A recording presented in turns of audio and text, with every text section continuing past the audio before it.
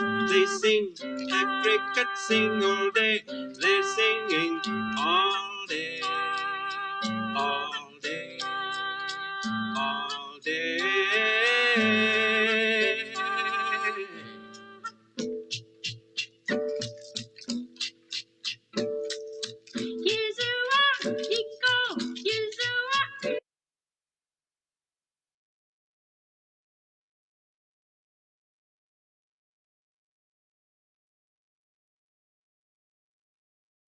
Unmuted. Okay.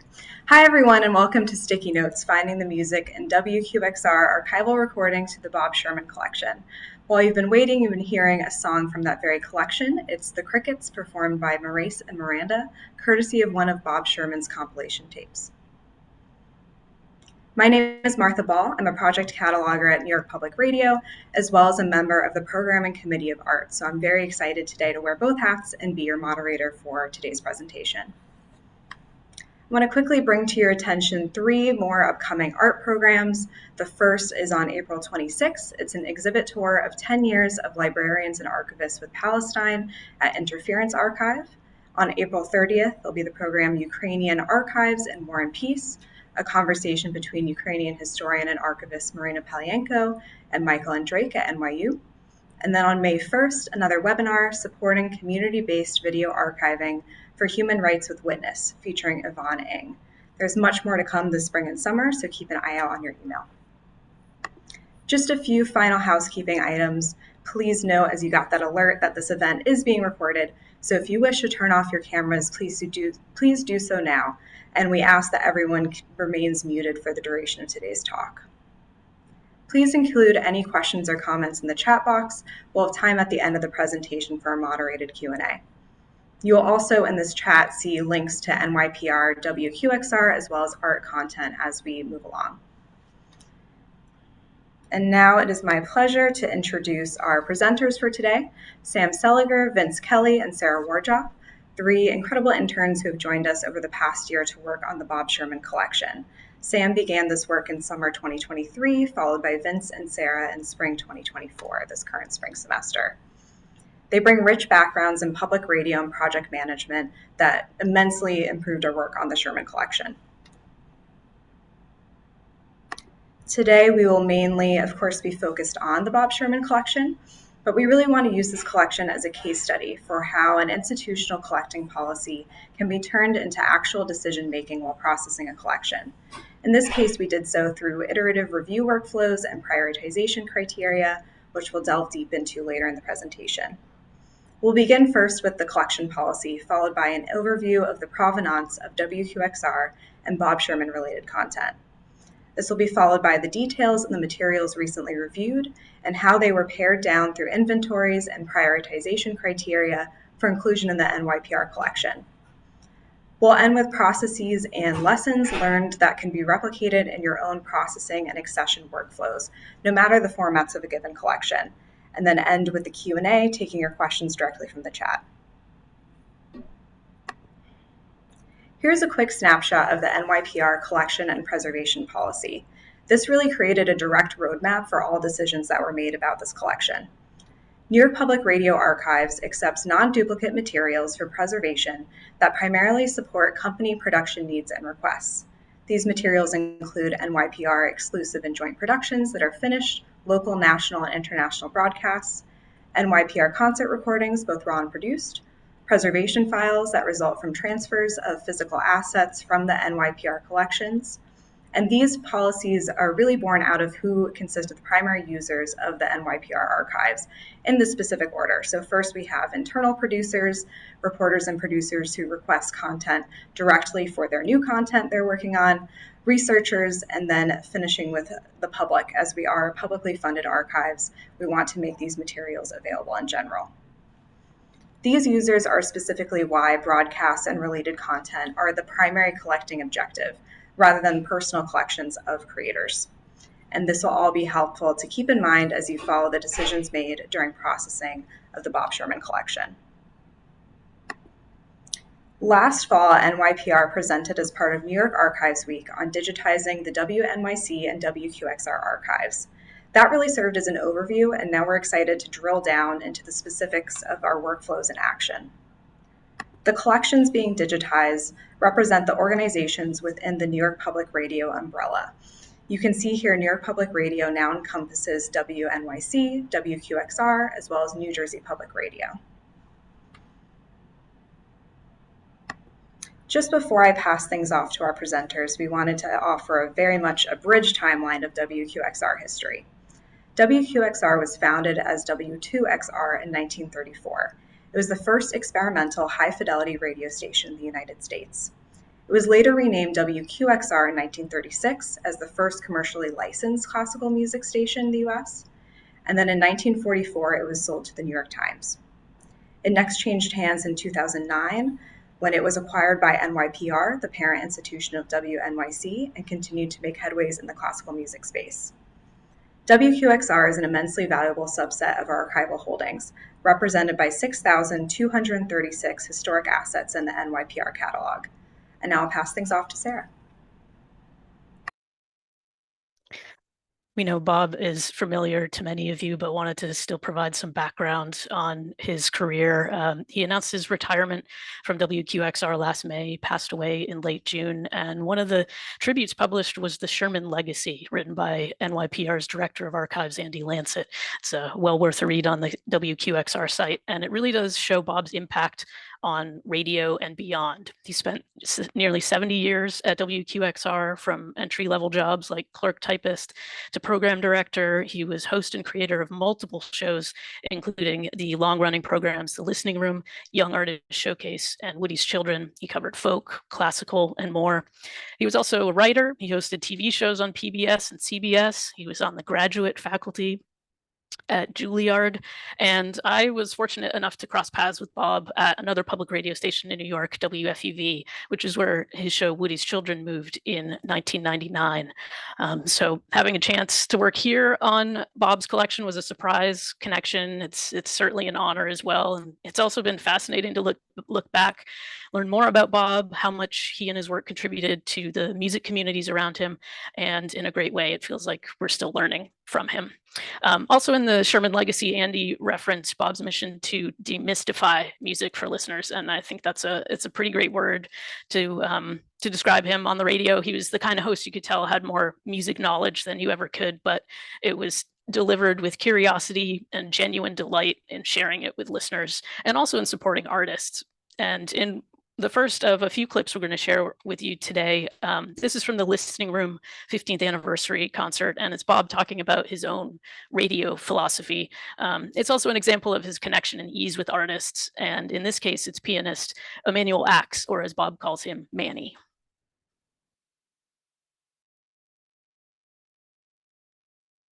One of the elements that gives me such and keeps such fascination for me in this program is getting to know the people. I love the idea of being able to relate to musicians as people and understand what they're like. Are they funny? Are they whimsical? Are they serious? What are they? Because, well, we hear you play and we know what sort of music you make, but we don't know what sort of a person you are until such an occasion. I think the first time I got comfortable on the Listening Room was when I kept saying that, gee, I'd love to read a commercial. You know, I wanted to read one of the commercials. And you at some point said, well, Manny's been asking for an hour to read a commercial, so here. And I read the commercial, and it was a lot of fun. And ever since then, I've felt all right. Well, the sponsor canceled, but otherwise it was a very...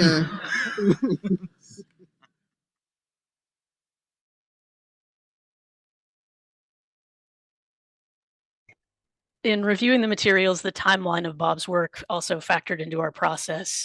It also illustrates just how much programming he created concurrently for so long. The Listening Room ran from 1970 to 93. A description on the QXR site describes it as a headquarters for provocative conversations in music.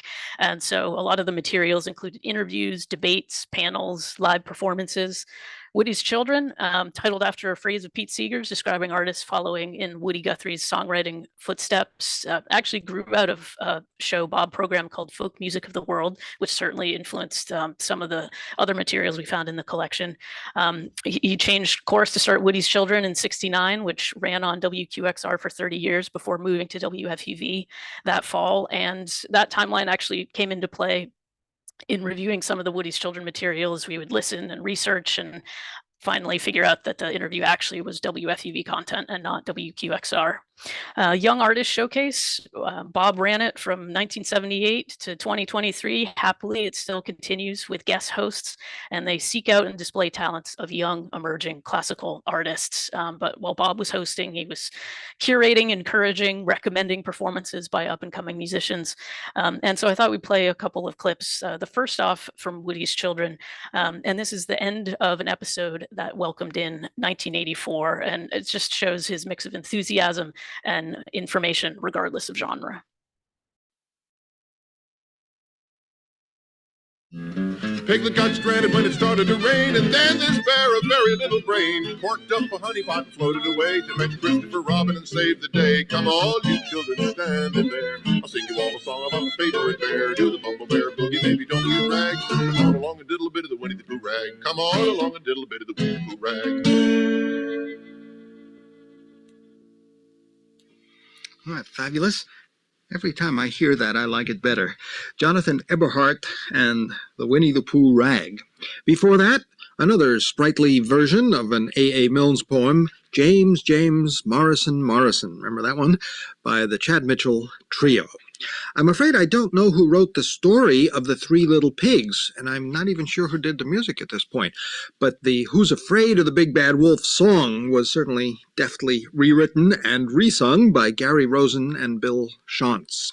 Before that, it was Lucy Simon's setting of the famous Wink and Blink and a Nod poem by Eugene Field.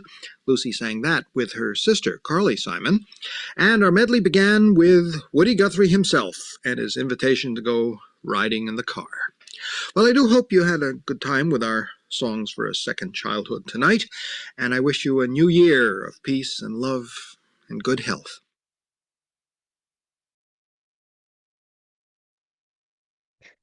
And on to classical from Young Artist Showcase in 1991, spotlighting the work and students of the Colburn School in Los Angeles. And this includes Cheryl Staples, who is now Principal Associate Concertmaster of the New York Philharmonic.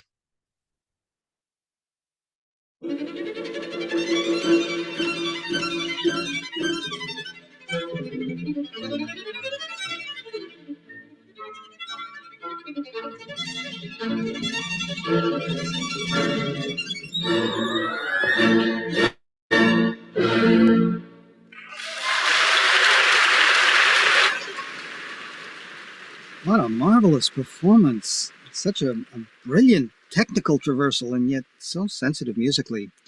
Cheryl Staples at the Round Top Festival in Texas playing Saint-Saëns Introduction and Rondo Capriccioso.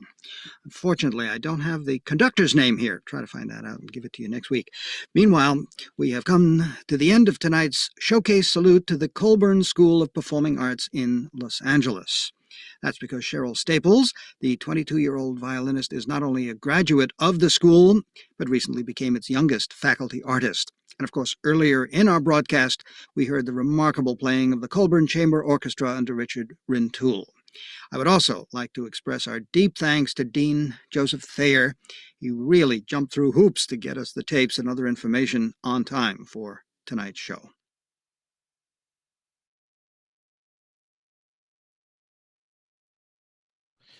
So now just a little bit about the provenance and sort of development of the collection that we were working with.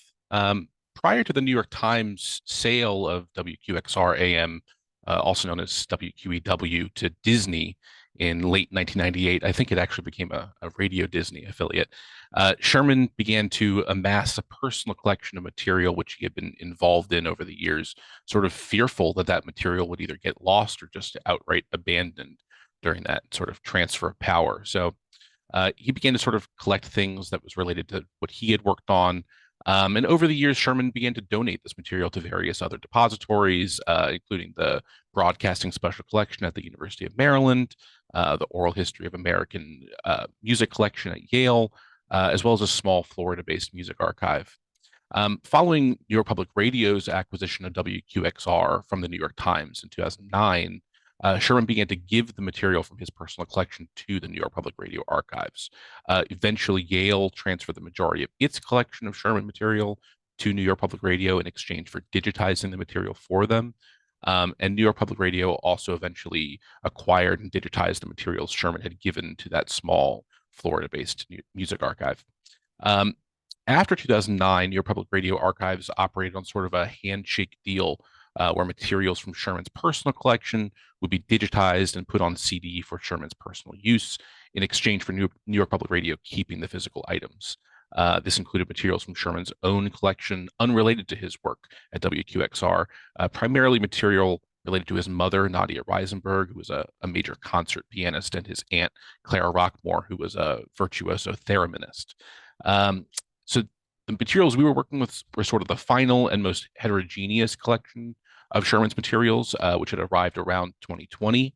They're a wide-ranging mixture of DATs and audio cassettes, a mixture of personal items, WQXR material, raw production tapes from a variety of programs and projects that Sherman had been involved in over the course of his career.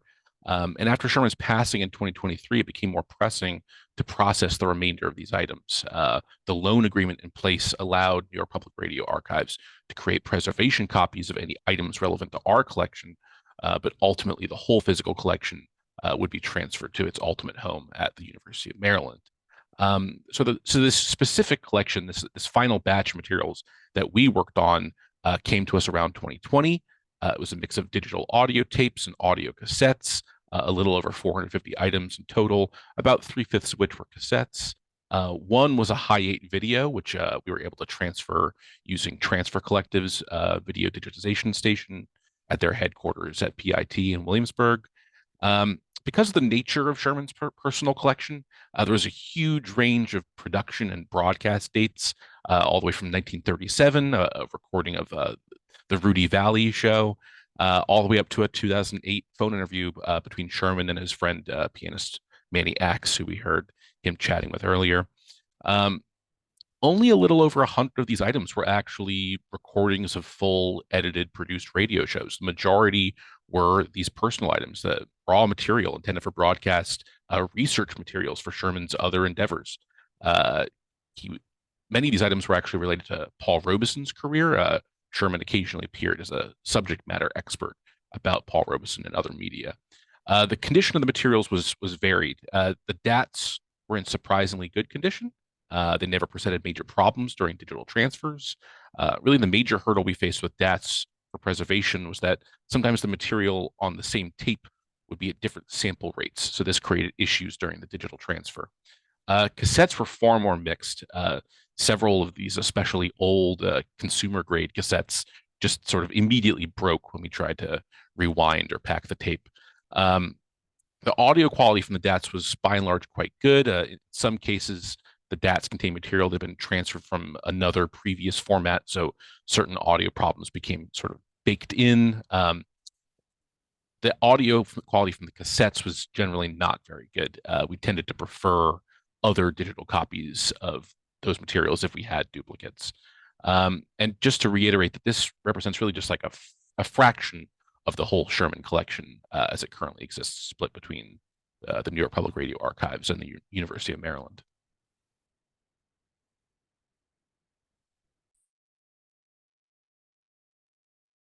So these materials represent or were mostly used for creating shows. These were things that went into what became the broadcasts.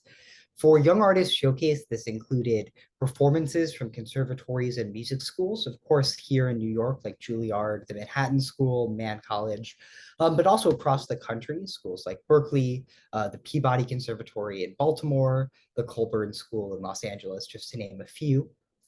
As well as recordings from festivals and competitions such as the Aspen Music Festival, Round Top in Texas, Dublin International Piano Competition, as well as a number of music cruises. There were interstitials, particularly regarding McGraw-Hill, a longtime sponsor of Young Artist Showcase. Sherman would often chat with Terry McGraw at intermissions and shows, and sometimes these were live, whereas other times they were pre-recorded. And the same was true of his breaks or his spoken portions between songs.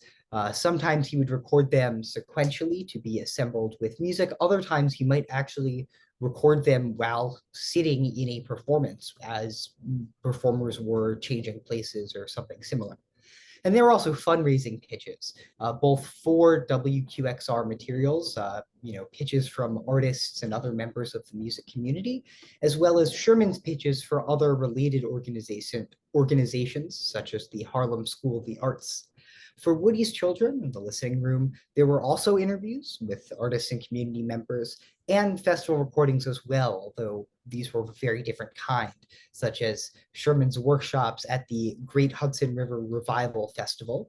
There were also lots of recordings and transfers of out-of-print albums, moving songs from hard-to-find vinyl or cassette onto DAT. There were also compilations of songs based on theme or other topics such as performer or composer. And these ranged from lighter sides such as children's songs or songs about animals to more serious and poignant moments of remembrance. And that material and the compiling of it was also a part of the show preparation. And again, these went into the output, which is what a listener would actually hear once all these things were assembled for broadcast. And that made up another significant portion of the collection. This includes produced programs, recordings of live broadcast events, produced rebroadcasts, airings at a later date for anniversaries and such, and repurposed content, which was not that uncommon as well. For example, back in 1968, Sherman went into the archives and produced the series WQXR at 50, an anniversary album, which we had on a series of cassettes. And these included clippings from different WQXR broadcasts dating back to the very first days of the station all the way up to the mid-1980s, taken from other shows that had been broadcast on the station. He also frequently would revisit interviews or other performances with relevant people whenever it was pertinent, such as after a person passed away. For example, in 1974, he interviewed legendary filmmaker Alfred Hitchcock. He'd frequently bring this interview out around Halloween, but following Hitchcock's passing in 1980, he re-aired a portion of it, which included this clip that we'll hear now.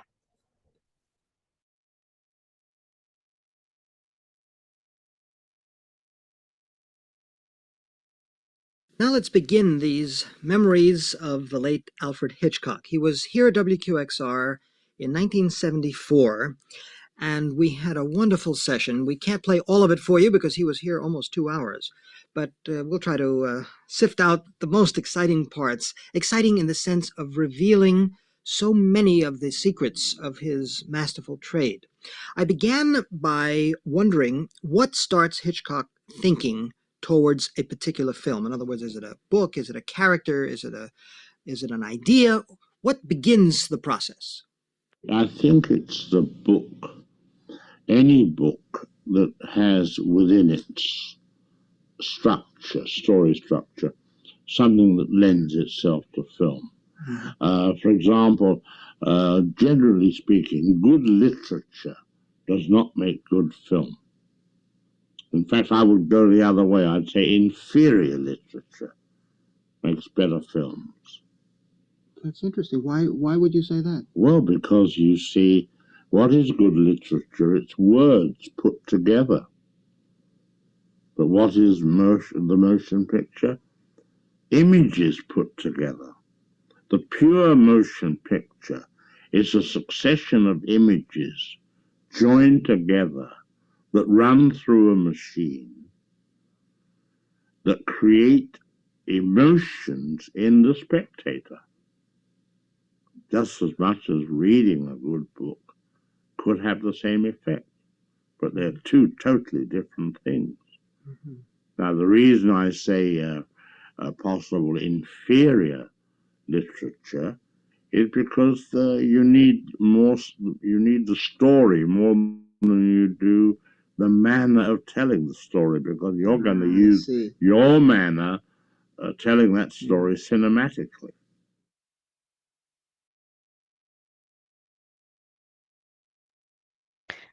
In addition to the broadcast input and output content, there were many personal recordings, and they really showed all different sides of Bob. Bob as a radio fan, a real lifer in the medium, and that was WQXR history, also general New York radio history from Carnegie Hall broadcasts, some WQXR spoofs from the 40s. There was a Beatles interview, Toscanini rehearsing with the NBC Orchestra in 46, some recordings of for Voice of America. He's also a music collector, not surprisingly. As Sam mentioned, there were many recordings of out-of-print albums. There were commercial recordings from across the globe, his own compilations. Another side was Bob as a teacher, recordings from his Juilliard course, The Business of Music. As a writer, he conducted phone interviews for writing articles and reviews. He did perform on occasion as a narrator of live performances. He was a concert or gala host, a guest speaker, occasionally accompanied someone on piano. And also he was a family historian and featuring performance highlights of his mother, Nadia Reisenberg, and his aunt, Clara Rockmore. And very committed to that. And so I thought we'd pull a clip from the listening room from the mid-'80s, which shows a lot of these sides of Bob, that deep connection between music and family, but also to the music community and his listeners.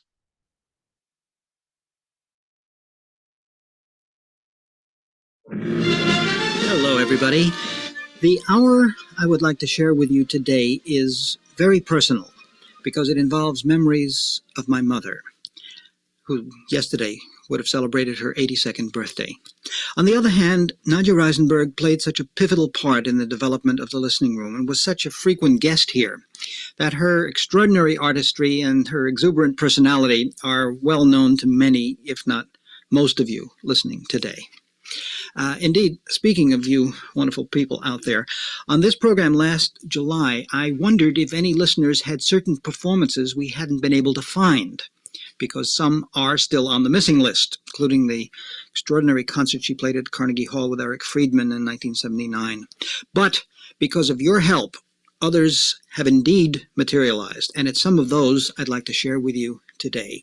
Maury Ritt, for instance, a student of Mother's who now heads up the piano department at Queen's College, found in the Queen's archives a tape of the Schubert duo for violin and piano that Mother played there with William Kroll. This was a faculty concert in February of 1972. They worked together often as a team at that time. Matter of fact, our first ever live music in the listening room back in January of 71 was with Mother, William Kroll, and David Glazer. In any case, here's part of the Schubert in its first broadcast hearing anywhere.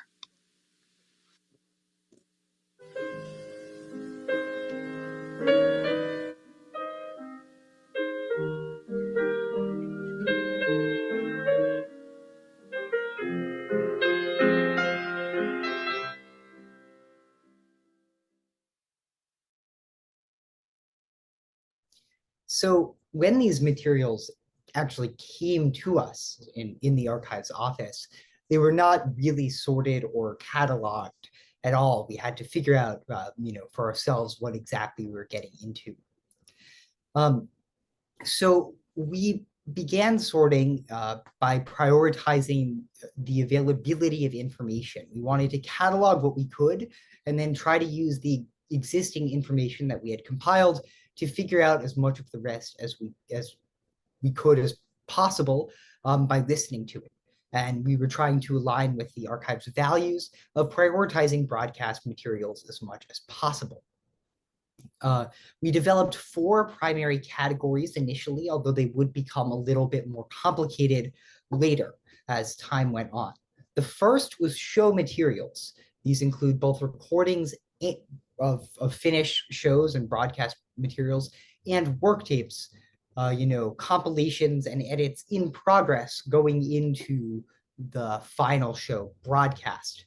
we were able to bring these together in our internal database called Cavify of all of our archival recordings as different instances of the same asset of a recorded broadcast program. We could enter them both and just say, well, this recording, ID number .1 was a finished broadcast recording, while another one was a work tape. This was separate from performance recordings or raw materials, which were entered and set up as separate assets. We could then associate them within the database with show materials, saying that this recording was later used in a show with this ID number. There was also unlabeled materials, which we planned to identify during the transferring process, although this was complicated by some tech problems later on. And then commercial recordings, which we initially planned to exclude as they were not as relevant to the mission of the archive.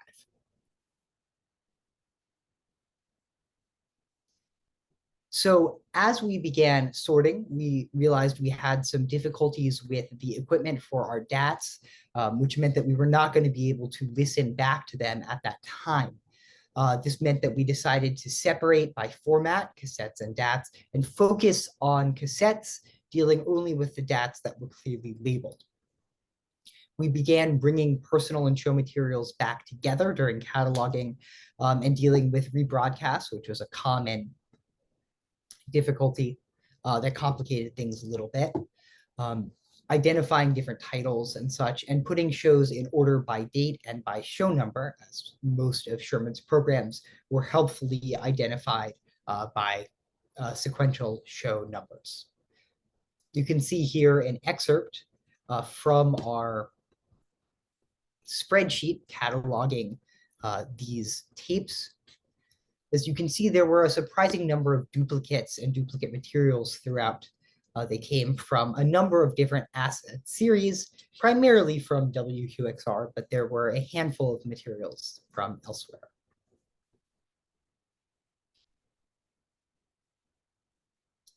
So as we went on, we discovered that these categories could only take us so far.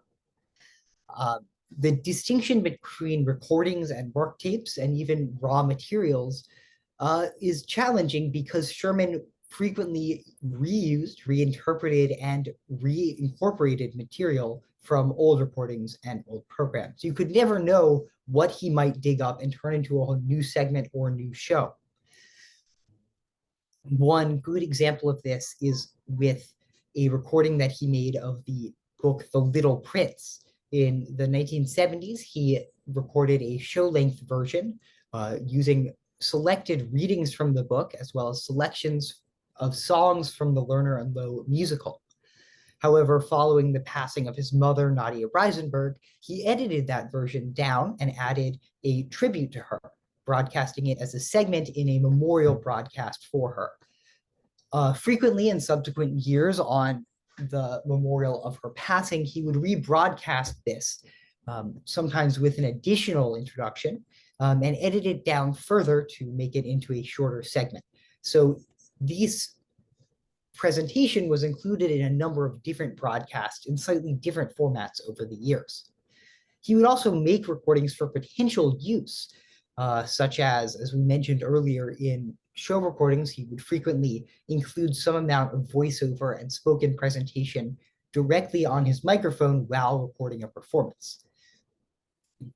These recordings would sometimes sit for a while before they became a show, and then they might be cut up again later. So there was not really a clear distinction between what was a raw material and what was a work tape, and completed show recordings could also be work tapes in and of themselves.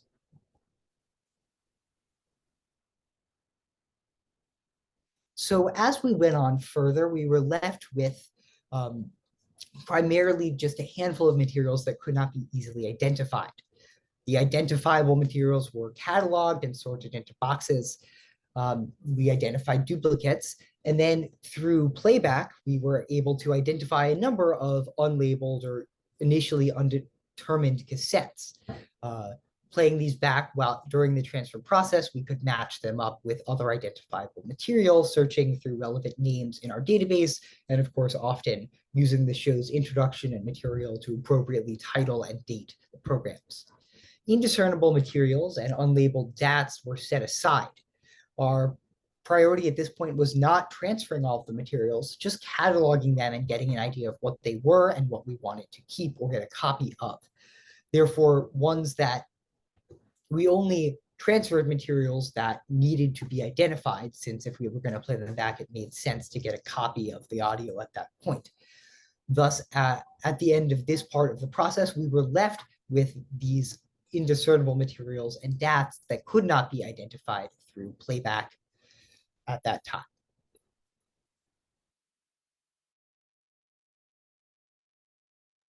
So Sarah and I sort of picked up processing where Sam had left off. By this time, the sort of the hardware issues that the archive had been having with DATs have been resolved.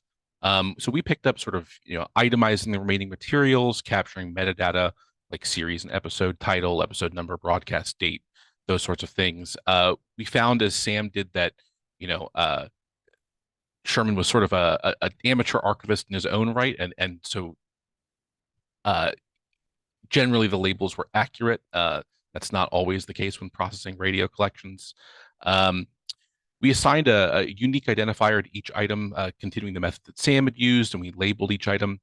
At this stage, our plan was really to try to catalog every item using controlled vocabularies for creator and contributor credits.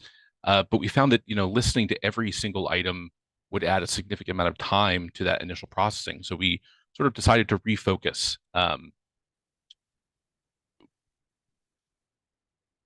Sort of following this initial processing of these approximately 250 items, we began to organize materials into 4 major categories: hard skip, soft skip, inventoried, and to transfer. Hard skip were items which we had no plans to keep. Soft skip was really sort of referred to it as known unknowns and unknown unknowns, but really they were items that we couldn't figure it out from the label alone, and we needed to listen to it or do more research on it. Inventoried were items that we had processed and had sufficient metadata, but which we had not made an assessment about whether we would be able to keep or not. And to transfer were items that we thought were good candidates for in-house digitization. At this time, we sort of still expected to be able to completely process the collection and perform the transfers. But sort of towards the end of this prioritization process, we realized that we just would not have enough time to transfer everything on our own. And so our new goal became to sort of unify the work that Sarah and I had done with the work Sam had done, and to focus on creating a prioritization for every item in the collection, to sort of build a roadmap for how future archives workers could come back and digitize this collection. And I just want to reiterate something that we mentioned earlier at the beginning, which is that we are an active radio station. So the archive's primary users are the producers who use our content to make new programming. So this really informs our selection process.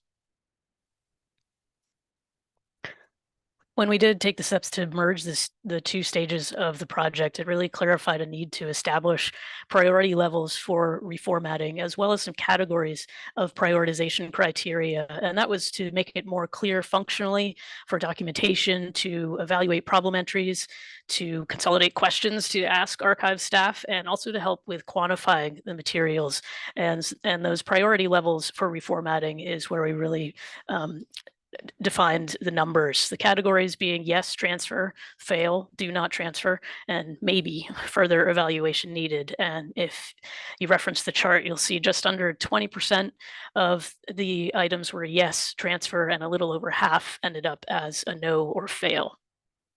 How we got to those numbers was through the prioritization criteria, and those were focused on rights, intellectual control, broadcast content, and previous reformatting.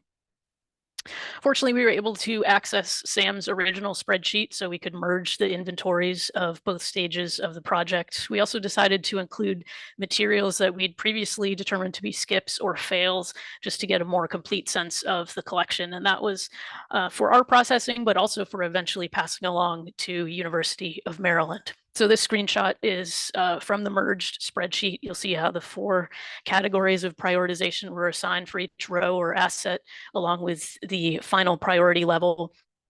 And also the values extend beyond yes and no. There's unclear, poor, acceptable, and this was done to help document our processing and the variables we encountered with the materials. But the core guide for decision making was this sequence, focused on the categories of prioritization. Starts off, does NYPR have the rights to the material? That's a fairly clear line, but it also took some research to determine for some of the items. And there were, of course, exceptions. Next, quality of intellectual control, looking at the tape or the spreadsheet or the CABFE entry. What do we know about this item? Also, is the item a finished, complete, edited broadcast episode? If it's raw material, it's not necessarily a fail, but it's continued less usable in form, and it's also less clear how the material was intended to be used or not. Previous reformatting, that factor considers both the work that Sam had done in 2023 and also some prior transfers from Bob's larger collection and other formats like quarter-inch reel. And then through those criteria, establishing that overall priority level. The main goal is still to advance reformatting of NYPR materials in the Bob Sherman collection, but implementing this process really set a better foundation for that to happen more efficiently.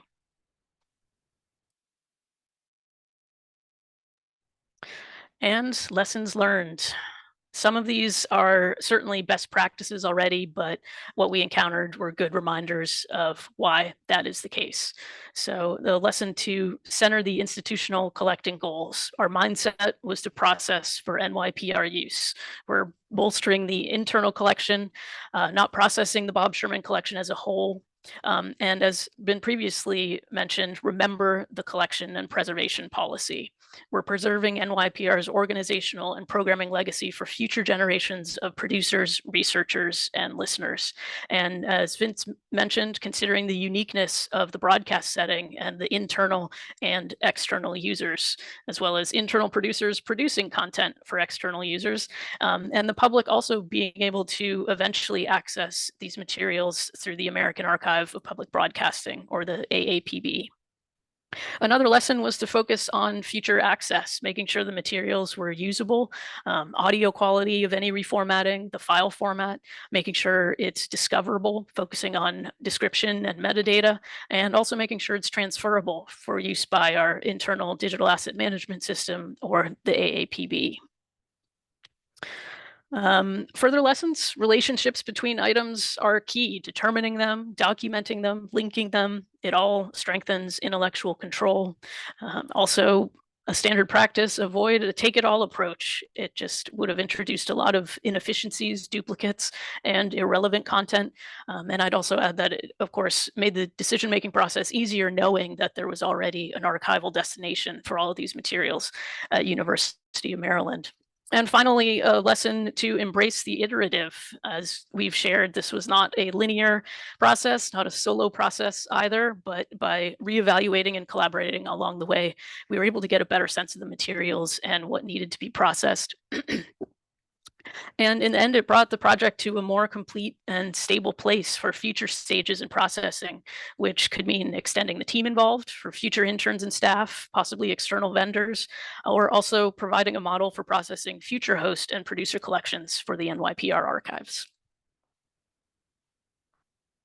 And just to extend that, I mean, sort of the goal of the project by the end became really to make this so that this collection is now sort of an off-the-shelf future project. Another archives worker who has no experience or knowledge of this collection could come in, and it's basically already ready for them to start digitizing this material, whether we do that in-house or through a vendor. It's already, in a major way, sort of ready for them to start doing that right away. So, we sort of, by designating the items that should be kept, while also allowing for some modification to the total number of items based on resources available at the time, it just sort of creates a roadmap and a way for somebody to turn this project into a digitization project right away. We expect that sometime in the next year, we'll be able to use grant funds to digitize the remaining material. Under the sort of current digitization effort, Sherman's materials will be available for internal users through our new digital asset management system, as well as for external users, as Sarah mentioned, through the American Archive of Public Broadcasting. And we hope that the entirety of this sort of final batch of Sherman materials, this Sherman loan, will be returned to the University of Maryland by the end of 2026.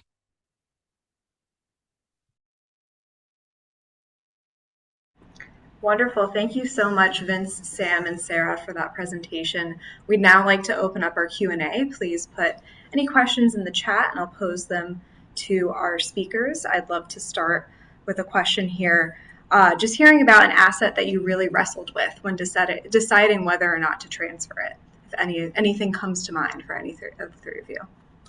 I can jump in. I mean, there was, as I mentioned earlier, Sherman was sort of a subject matter expert about Paul Robeson, and one of the items we found was Sherman's appearance on a radio show whose sort of current ownership we couldn't really determine, but it was a wonderful radio program, really interesting guests aside from Sherman, and a fascinating topic that we all here in the archive were really excited to find this content.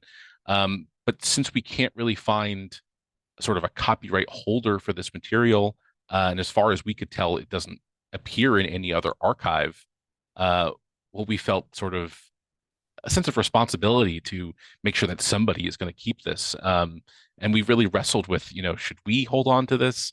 How do we decide what to do with this? Because as far as we could tell, it was a commercial recording that is not owned by New York Public Radio. But it's hard to make those decisions sometimes when you find something that somebody somewhere should be keeping. Should we be those people? I'm not sure. Vince, you read Hope's mind in the chat. Our first question is about how rights are determined, especially artist copyrights within recorded and produced clips. Any more thoughts on that broadly? Well, that was sort of one of the major things that we wrestled with over the course of the project was just that issue. And we didn't really get into this in the presentation, but a significant number of those materials that we've left as sort of needs further evaluation are those materials where we haven't been able to make that determination. As we mentioned, a lot of the stuff is raw material that was intended for broadcast. And so, when we have that final broadcast that has that recording of some live performance in it, then we know that because we broadcast it, that we have some right to be able to replay that material.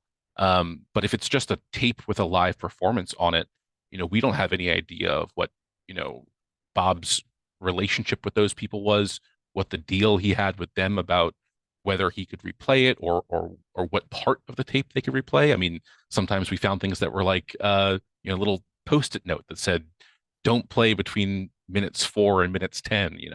I guess they didn't like how the performance sounded or something. But, so there's a lot of this on Bob's end operated on sort of these like mutual spoken agreements. They weren't like written contracts. So it was very hard to determine whether we had any right to some of these things. And that's sort of part of what we decided to leave behind as this roadmap for digitization was to leave some of those things open to, if there's more resources to be able to digitize more things, then, let's go ahead and just keep that and maybe we can figure it out later on. But if there's less resources available for a large digitization project, then those things could kind of be, we know that University of Maryland's going to keep them. Somebody will have them somewhere. Let's not sort of spend our resources on something that we're not sure we have the rights to. All comes back to the sticky notes, just like in our own process. Next, Ashley is curious a bit more about our quality assurance and quality control process, particularly around stored and or embedded metadata.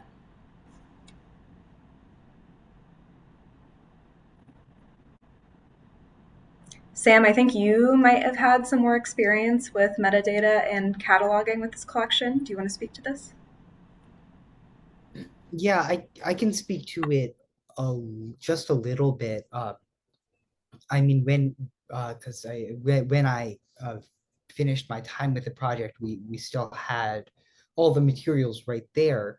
But during the cataloging process, we took, I would say, pretty good steps to ensure that all of the material written on individual cassettes and DATs and associated with them went into our database Cavafy, which has really robust capacity for storing metadata of lots of different kinds, as well as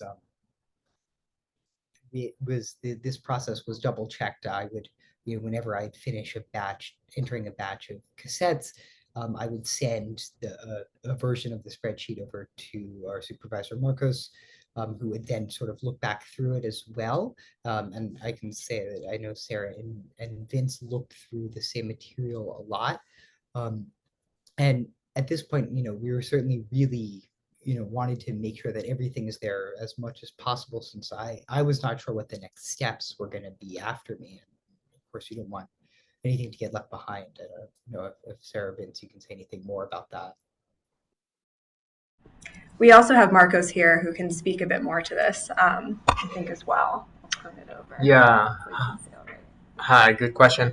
So yes, there is kind of a schema for minimum metadata requirements for all of our assets, and that's taken care of by an XML script. So basically, anything that enters a catalog needs to have a minimum of intellectual control that includes things like Library of Congress URLs for contributors and for creators, and a minimum length of description, at least one Library of Congress subject heading, genre, things like that.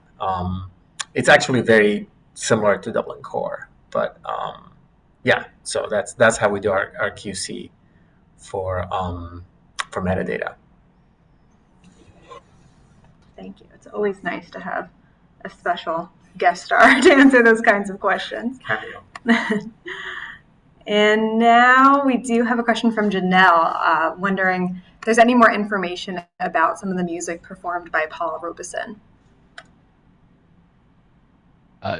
Sherman's collection was significant. I mean, he had material that I'm not even sure is in general release anymore. It was like recordings of every concert he gave in the Soviet Union and stuff like that. It was pretty incredible. And his Russian, by the way, is beautiful. He had a lovely Russian accent. But yeah, I mean, it was a pretty significant collection. I mean, it was really, I would assume that what I mentioned before, the show that Sherman appeared on, I would assume that this was mostly sort of the research materials that he put together to prepare for this like hour-long special that he co-hosted about Robeson. But he was, yeah, I mean, he was an expert on Sherman and expert on Robeson, and had a pretty significant collection of even sort of lesser known material. It was really interesting.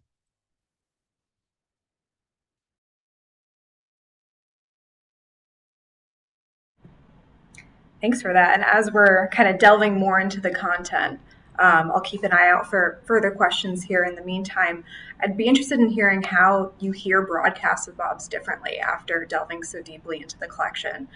Sarah, you have a very specific point of view on this. I wonder if you might have anything to share.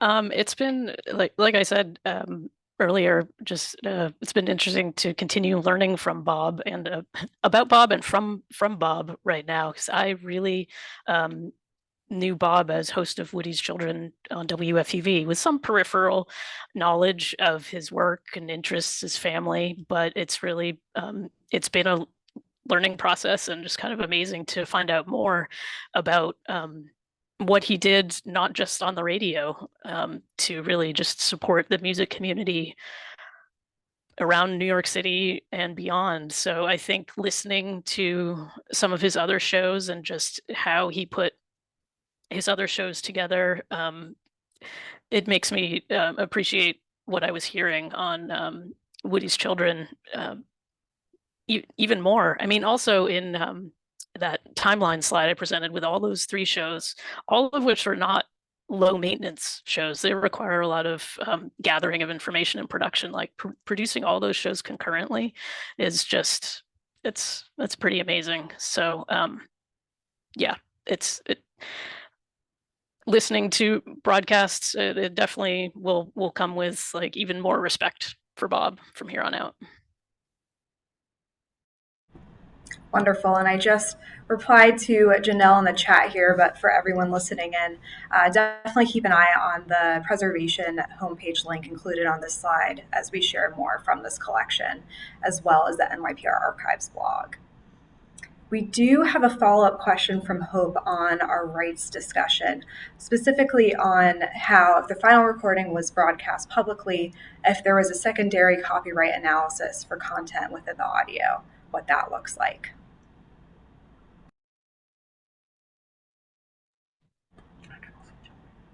Marcos has offered to jump in. If Marcos wanted to say something about that. Slide back over. Yeah, so there's music copyright is famously complicated and complex, and sometimes experts are not even in agreement. So we listened to a program a couple of weeks ago on precisely this topic, and yeah, different lawyers had different interpretations. So, as they always say, don't take this as legal advice. I think it really depends on how aggressive your institution might be when you're trying to republish things. Like people, sometimes it's a bullish market and people start putting things up and then there's a huge lawsuit and everyone retreats. And then, so I can't tell you, but I can tell you that usually for a show like Woody's Children, that would mostly, or at least a good amount of time, it would be Bob playing records. Not only is there's a copyright issue, but also the interest. Like why would a producer now be interested in playing records that were played 20 years ago?